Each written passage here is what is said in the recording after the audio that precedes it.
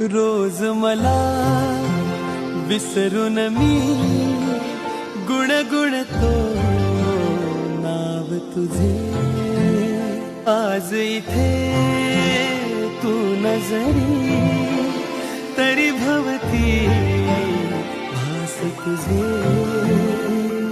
तुझ्या आठवांचा शहारा